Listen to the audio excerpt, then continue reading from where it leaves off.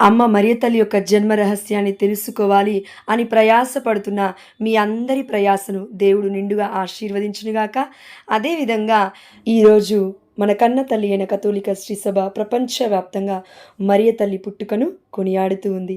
నా ఆధ్యాత్మిక కుటుంబ సభ్యులారా, మీ అందరికీ మరియ తల్లి మహోత్సవ పండుగ శుభాకాంక్షలు తెలియజేస్తూ, దేవుడు మనకిచ్చిన జ్ఞానం చొప్పున, అదేవిధంగా మన పూర్వీకులు మనకు అందించిన ఎన్నో రహస్యాలు చొప్పున అమ్మ మరియ తల్లి యొక్క జన్మ రహస్యము ఈరోజు తెలుసుకుందాం.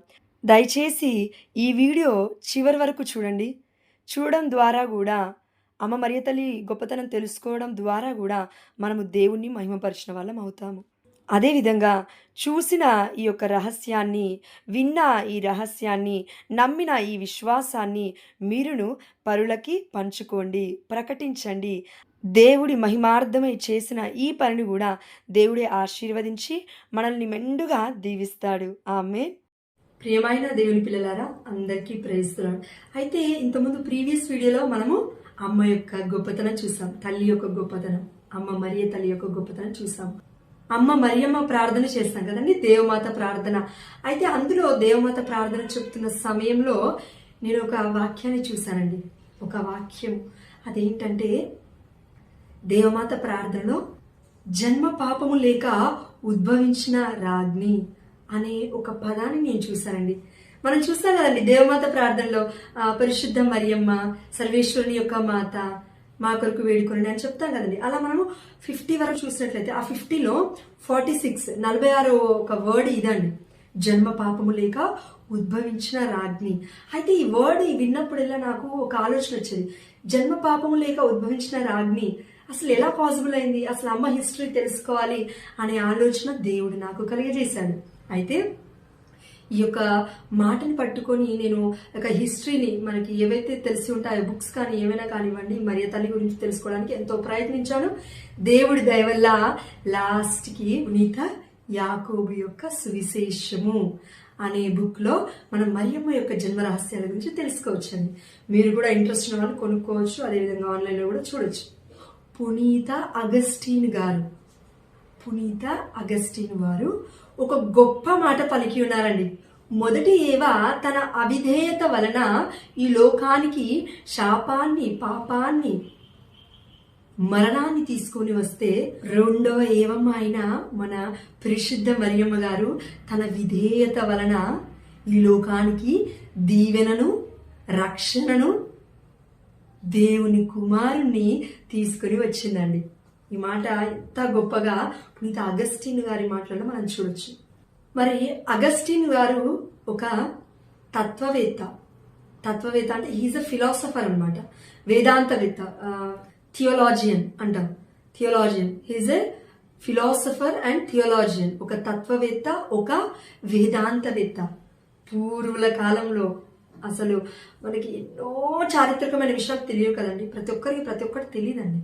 అందుకే మన పూర్వీకులు ఆ యొక్క రాసి పెట్టిన దేవుడి యొక్క పరిశుద్ధాత్మ సహాయం వలన, ప్రేరణ వలన రాసి పెట్టిన బుక్స్ ఏవైతే ఉన్నాయో అవి దొరికినప్పుడు చాలా మంది మన పూర్వులు, తత్వవేత్తలు కానివ్వండి, వేదాంతవేత్తలు కానీ అవి దాచిపెట్టి వాటిలో ఇన్ఫర్మేషన్ ఎక్కడ పెట్టకుండా వారి యొక్క స్వహస్తాలతో రాసి, ఉన్నట్టుగా రాసి మనకు అందించారు. అయితే ఆ యొక్క ఒక బుక్ లో ఉన్న ఒక మరియమ్మ గారి యొక్క రహస్యాన్ని ఈరోజు నేను చెప్పబోతున్నాను. అమ్మ యొక్క గొప్పతనం మరి యేసుక్రీస్తుల వారి పుట్టుక మాత్రమే కాదండి, అమ్మ మేరీ మాత యొక్క, మన తల్లి యొక్క పుట్టుకను కూడా దేవుడు ఏర్పాటు చేసి ఉన్నాడు, ఎన్నుకొని ఉన్నాడు అని ఈరోజు మనకి దేవుడు మాట్లాడబోయే మాటల ద్వారా మనము గ్రహించవచ్చండి. అయితే మనము అమ్మ మరియమ్మ యొక్క గొప్పతనం తెలుసుకోవాలంటే, తల్లి యొక్క జన్మ రహస్యం తెలుసుకోవాలంటే అమ్మ యొక్క పేరెంట్స్ గురించి మనం తెలుసుకోవాలి. అయితే అమ్మ మరియమ్మ యొక్క పేరెంట్స్ ఎవరంటే, తండ్రి పేరు జ్వాకీము, తల్లి పేరు అన్నమ్మ. ఈ జ్వాకీము, అన్నమ్మల గారు దేవుడికి విధేయత చూపుతూ నీతిమంతులుగా బ్రతికారండి. మనం చూడొచ్చండి, మనం బైబిల్లో ఎంతో మందిని చూసాము, నీతిమంతులు అని ఉంటుంది. అబ్రహాం గారు కానివ్వండి, యోసేపు గారు కానివ్వండి, వీరందరూ ఎవరండి? నీతిమంతులు అనే వర్డ్ మనం విన్నాం బైబిల్లో కదండి. అదే విధంగా జ్వాకీము అన్నమ్మ గారికి నీతిమంతులు, దేవుడికి విధేయత చూపిస్తూ బ్రతికేవారు అని ఉంటుందండి వారి గురించి ఈ యొక్క బుక్ లో.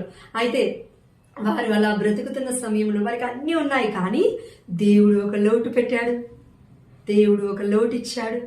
అదేంటంటే సంతానం లేదండి.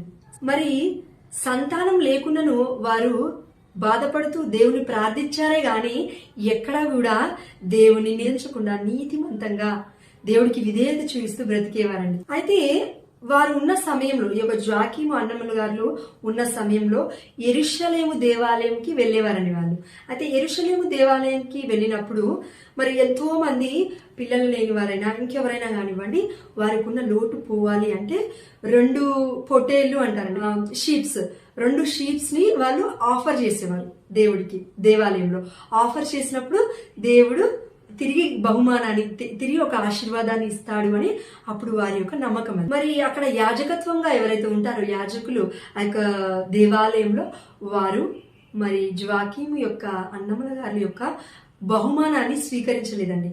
ఆ యొక్క ఆఫర్ని తీసుకోలేదు. ఎందుకు అనంటే అప్పుడు ఆ సమయంలో ఉన్న థాట్స్, వాళ్ళ యొక్క మెంటాలిటీ ఎలా ఉండేదంటే, వారి యొక్క ఆలోచనలు ఎలా ఉండేదంటే, దేవుడు ఇరువురు ఇంత వృద్ధాప్యం వరకు వచ్చినంత వరకు కూడా వీరికి దేవుడు సంతానాన్ని ఇవ్వలేదు అంటే వీరేదో పాపం చేశారు, వీరినేదో శాపం వెంటాడుతుంది, అందుకని వీరికి ఇవ్వట్లేరు అని అనుకునేవారండి ఆ కాలంలో. అందుకే మరి జ్వాకీము అన్నమ్మ గారు ఇచ్చిన ఆఫరింగ్ ఏదైతే 2 sheeps ని వాళ్ళు ఆఫర్ చేశారో బలిపీఠం ముందు, అది తీసుకోలేదండి, స్వీకరించలేదు, నిరాకరించారు యాజకులు. అయితే నిరాకరించగానే మరి జ్వాకీము గారు చాలా బాధపడ్డారండి, చాలా కృంగిపోయి ఏం చేశారంటే, జ్వాకీము గారు అలా చెట్లంబటి పుట్లంబటి తిరుగుతూ, అంటే అడవులంబటి తిరుగుతూ, వేరే వేరే ప్లేస్లలో తిరుగుతూ దేవుణ్ణి ఉపవాసంతో ప్రార్థన చేస్తూ ఉండేవారు. ప్రార్థన అంటే దేవుణ్ణి స్మరిస్తూ ఉపవాసంతో కరెక్ట్గా కూడా తినలేదండి జ్వాకీము గారు, తినకుండా అలా తిరుగుతూ ఉన్నారు, దేవుణ్ణి ఆరాధించుకుంటూ నేనేం చేయాలి దేవుడా అనేసి. ఆ టైంలో మరి జ్వాకీము యొక్క భార్య అన్నమ్మ గారు చేసిన పని ఏంటంటే, అన్నమ్మ గారు మరి జ్వాకీము గారు బాధపడ్డారు, అలా వెళ్ళిపోయారు, తిరుగుతూ వెళ్ళిపోతున్నారు. మరి అన్నమ్మ గారు కూడా చాలా బాధపడ్డారండి, నా భర్త బాధపడుతున్నాను, నేను బాధపడుతున్నాను, తండ్రి దేవుడు ఇలా చేస్తే ఎలా అయ్యా అని తను దేవుణ్ణి నిందించకుండా ఇంకా ఎక్కువగా ప్రార్థించడం స్టార్ట్ చేసిందండి అన్నమ్మ గారు. అయితే వారి యొక్క తోటలో ఒకరోజు అన్నమ్మ గారు మోకరించి ప్రార్థించుచున్న సమయంలో ఆ యొక్క అన్నమ్మ గారు కళ్ళు తెరిచి చూసారండి. ఇలా కళ్ళు తెరిచి చూసేసరికి ఒక చెట్టు పైన తల్లి పక్షి పిల్ల పక్షికి నోటితో ఫుడ్ని అందిస్తుంది, ఒక ఫుడ్ని పెడుతుంది, నోట్లో అందిస్తుంది కదా, గోరుముద్దలు తినిపిస్తాం కదండి ఈ రోజున. అయితే అలా ఒక తల్లి పక్షి పిల్ల పక్షికి తినిపిస్తున్న సమయంలో మరి అన్నమ్మ గారు చాలా బాధపడ్డారండి. బాధపడి ఒక్క ప్రార్థన చేసిందండి. చేసి ఇన్ని రోజుల నుంచి, అంటే వృద్ధాప్యంలోకి వెళ్ళిపోతున్నారు వాళ్ళు. అయితే ఒక్క ప్రార్థన చేసిందండి, దేవా పక్షులకి, జంతువులకి, మరి ఎన్నో జీవరాశులకి సంతానాన్ని ఇస్తున్నావు తండ్రి, నేనేం పాపం చేశానయ్యా, నాకు ఎందుకు ఇవ్వట్లేవయ్యా సంతానం అని ప్రార్థించిందండి అన్నమ్మ గారు. ఎంత గొప్ప ప్రార్థన అండి. మనము ఈ ప్రార్థనలో దీనత్వం చూడొచ్చండి, తగ్గింపు తత్వం చూడొచ్చండి. ఎందుకంటే ఒక మనిషిగా ఉన్న అన్నమ్మ గారు మనిషితో పోల్చుకోలేదండి. వాళ్ళకి ఇస్తున్నావు కదా తండ్రి, నాకెందుకు ఇవ్వట్లేదు అనలేదండి. పక్షులతో పోల్చుకుంది, తన యొక్క బ్రతుకుని జంతువులతో పోల్చుకుంది, తగ్గింపులో పోల్చుకుంది. కాబట్టి అలా ప్రార్థించి అన్నమ్మ గారు ఏమన్నారంటే, దేవా మరి నువ్వు ఇచ్చే కొడుకైనా సరే కూతురైనా సరే నేను మరి నీకు తిరిగి వారిని ఒక ఆఫర్లా, ఒక బహుమానం లాగా నీ యొక్క దేవాలయంలో ఇచ్చేస్తాను తండ్రి అని అన్నమ్మ గారు తండ్రి దేవుడితో వాగ్దానం చేసుకుందండి. అంత గొప్ప ప్రార్థన విని కూడా మరి దేవుడు ఊరుకుంటారా అండి? లేదు. అయితే ప్రభువు దూత ప్రత్యక్షమైందండి అన్నమ్మ గారికి. ప్రత్యక్షమై, నేను ప్రభు యొక్క దూతను, దేవుని చేత పంపబడిన దూతను, నీ గర్భం ద్వారా ఒక కుమార్తెకి నువ్వు జన్మనివ్వబోతున్నావు అని గొప్ప మాట పలికి ఆ దేవదూత వెళ్ళిపోయిందండి. అయితే మనము బైబిల్లో చూసుకున్నట్లయితే ఎంతో మందికి ప్రభువు దూత కనిపించింది. ప్రభువు దూత కనిపించి దేవుడి యొక్క స్వరం వినిపించి ఎంతో మందికి సంతాన భాగ్యాన్ని ఇచ్చిందని మనం చూడొచ్చు. ఎగ్జాంపుల్ హన్నా గారిని చూడొచ్చు. సమూయేలు ప్రవక్తనే ఇచ్చి ఉన్నాడు దేవుడు కదండి. ఎలిజబెత్ అమ్మ గారిని చూడొచ్చు. ఎలిజబెత్ అమ్మ గారిని బైబిల్లో ఉన్నాయి కదండి. ఎలిజబెత్ అమ్మ గారు న్యూ టెస్టిమెంట్ లో ఉంది కదండి. ఎలిజబెత్ అమ్మ గారిని దీవించి బప్తిస్మ యోహాను గారిని దేవుడు ఇచ్చి ఉన్నాడు, ప్రవక్తనే పుట్టించి ఉన్నాడు. అబ్రహాము సారాకి ఈసాకుని ఒసిగిన తండ్రి కదండి. ఎంతో మందికి బైబిల్లో చాలా మందికి సంతాన భాగ్యం లేకపోతే దేవుణ్ణి ప్రార్థిస్తే దేవుడు సమయం తీసుకున్నా కూడా గొప్ప గొప్ప వ్యక్తుల, ప్రవక్తల, గొప్ప గొప్ప మనుషుల పుట్టుకని ఏర్పాటు చేసినాడు దేవుడు. అదే విధంగా అమ్మ మరియమ్మ యొక్క గొప్పతనాన్ని మనకు తెలియడానికి దేవుడు నిర్ణయించిన నిర్ణయం, దేవుడు ఇచ్చిన పుట్టుక. అమ్మ మరియమ్మ ఎలా పుట్టిందంటే జన్మ పాపము లేక ఉద్భవించిన రాజ్ఞి అనే మాట అనే ప్రార్థన మనం ఏదైతే చేస్తున్నామో అది నిరూపింపబడింది.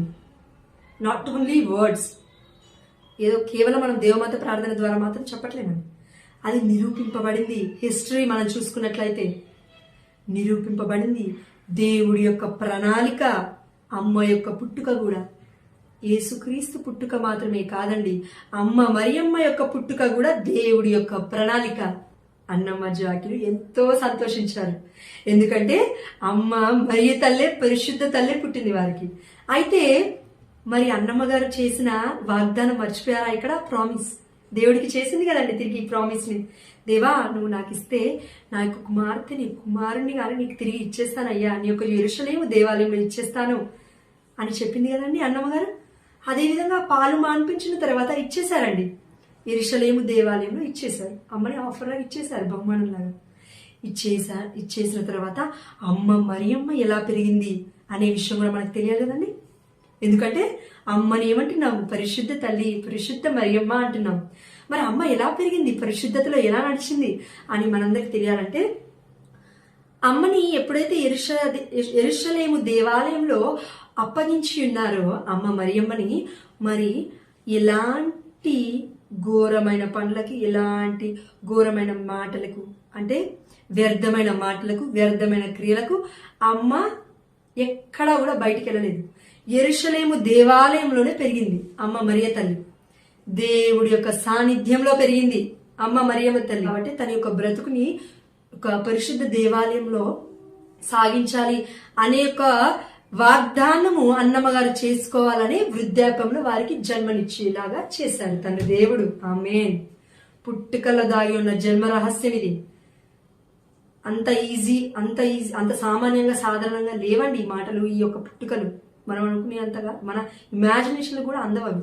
సో ట్రై చేద్దాం, దేవుడు ఇచ్చిన జ్ఞానంతో అర్థం చేసుకోవడానికి ట్రై చేయమని, మనకి ఆ జ్ఞానాన్ని ఇవ్వమని దేవుని అడుగుదామండి. అయితే అమ్మ మరియమ్మ గారు మరి పెరిగి పెద్దవారయ్యారు, అదే ఒక దేవాలయంలో పెరిగి పెద్దవారయ్యారు. అయిన తర్వాత మరి పెళ్లి చేయాలి కదండి. అమ్మ మరియమ్మ గారికి సంబంధాలు, అంటే ప్రపోజల్స్ వస్తూ ఉన్నాయి, చాలా ప్రపోజల్స్ వస్తూ ఉన్నాయి. ఎందుకు?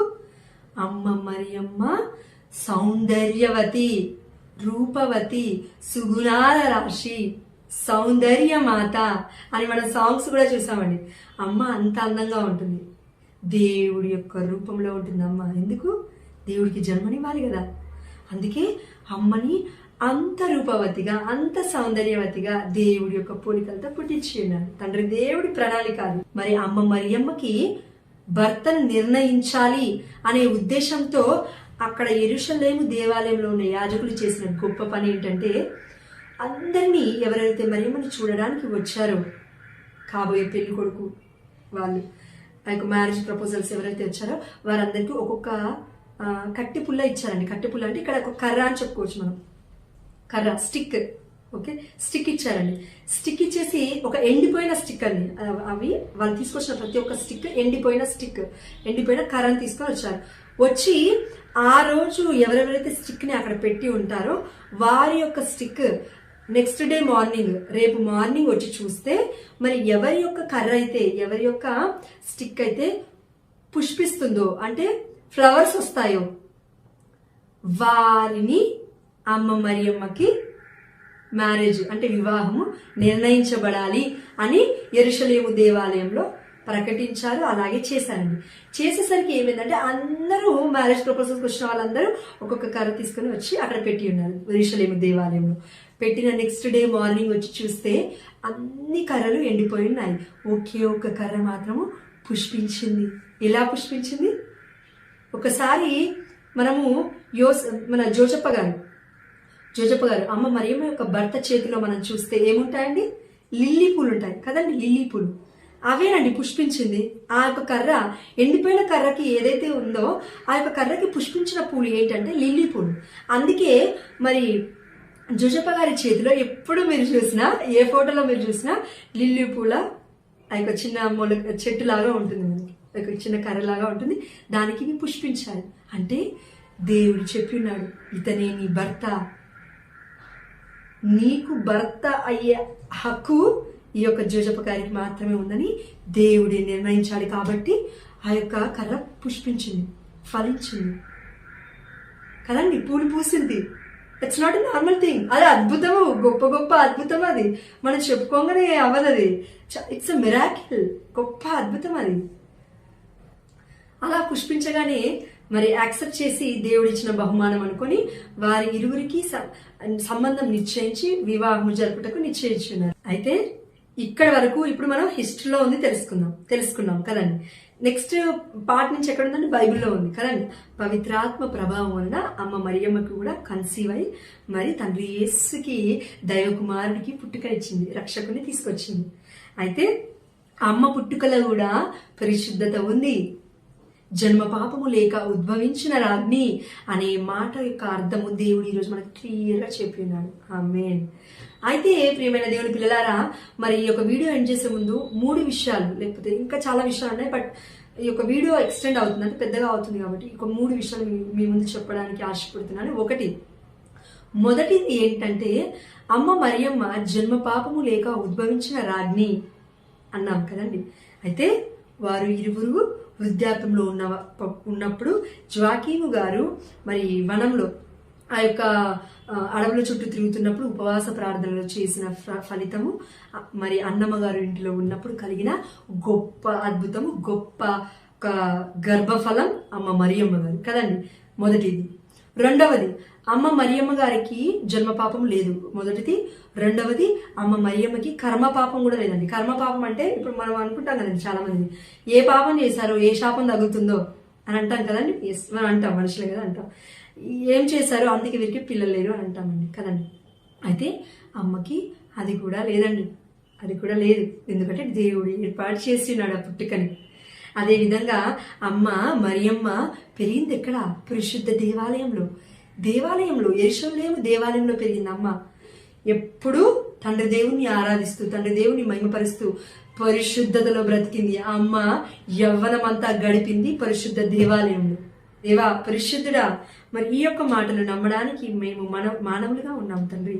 మరి మా యొక్క విశ్వాసాన్ని పెంపొందించుకున్నటకే నువ్వు ఈ యొక్క మాటని జన్మ పాపము లేక ఉద్భవించిన రాజ్ఞి అనే మాటను రాసిపెట్టి ఉన్నావని మేము నమ్ముటకు గాను మాకు విశ్వాసాన్ని దయచేయమని అమ్మ మరియమ్మను కూడా యాక్సెప్ట్ చేసి తల్లిని కూడా మరి నీ యొక్క తల్లిగా, నీ యొక్క పరిశుద్ధమైన మాతగా అంగీకరించుటకు మాకు విశ్వాసాన్ని దయచేయమని, అంతరంగంలో కూడా మాకు ఒక గొప్ప ప్రేమను అమ్మ యందు కూడా ఉంచేలాగా దయచేయమని ఈ యొక్క చిన్ని ప్రార్థనను మా నాథుడైన యేసుక్రీస్తు అతి పరిశుద్ధ నామమున అడిగి వేడుకొనిచున్నాం తండ్రి. ఆమేన్.